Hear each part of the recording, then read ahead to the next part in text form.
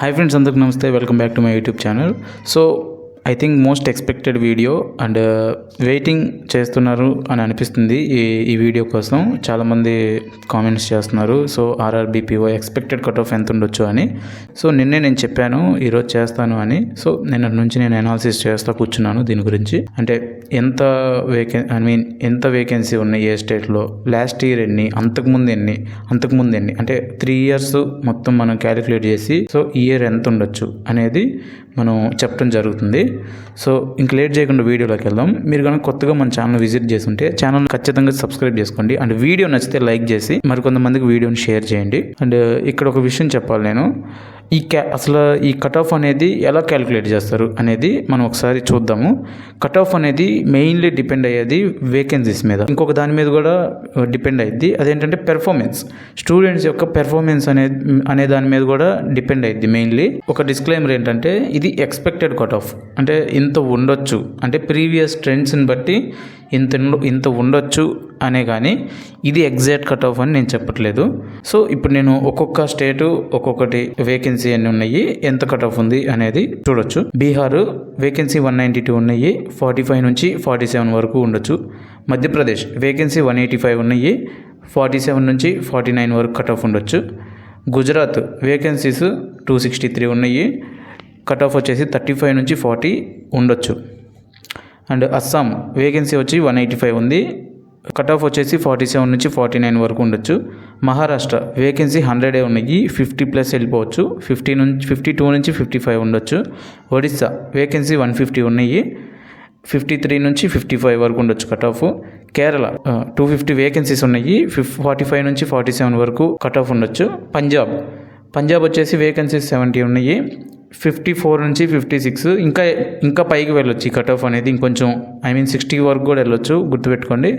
And Chhattisgarh వచ్చేసి vacancy 149 ఉన్నాయి, 48 నుంచి 50 వరకు ఉండొచ్చు.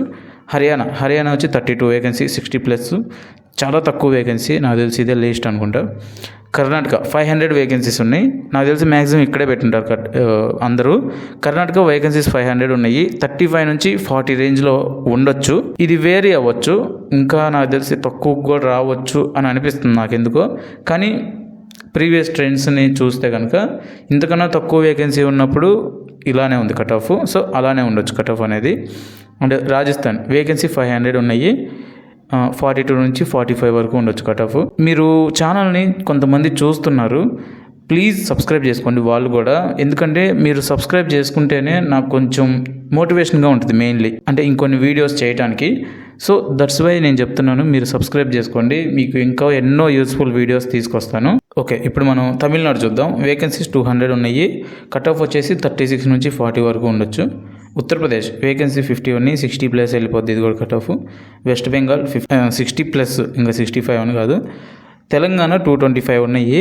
ఇది మాత్రం కొంచెం నాకు అటు ఇటు అనిపిస్తుంది, నేను అక్కడ 36 to 40 వేసాను, కానీ కొంచెం 42, 43 వెళ్ళొచ్చు అని నా మైండ్లో ఎందుకో అనిపిస్తుంది. లేకపోతే 30కి తక్కువైనా, అంటే ఇది చెప్పలేమనిపిస్తుంది ఈ కట్ ఆఫ్ని. బట్ నేను అక్కడ 36 to 40 వేసాను, కానీ నాకు ఎందుకో ఎక్కువ వెళ్ళొచ్చు లేదా తగ్గిపోవచ్చు అని అనిపిస్తుంది. లాస్ట్ టైం చూసాం మనం, మిరాకిల్ జరిగింది, 20 ఉంది కట్ ఆఫ్. ఎందుకు జరిగింది అసలు అలా, అంటే ఈసారి అసలు ఎందుకు అలా చెప్తున్నాను అంటే 40+ వెళ్ళొచ్చు అని ఎందుకు చెప్తున్నాను అంటే, అక్కడికి పెట్టిన వాళ్ళందరూ చాలామంది పెట్టారు, డెఫినెట్లీ చాలామంది పెట్టారు.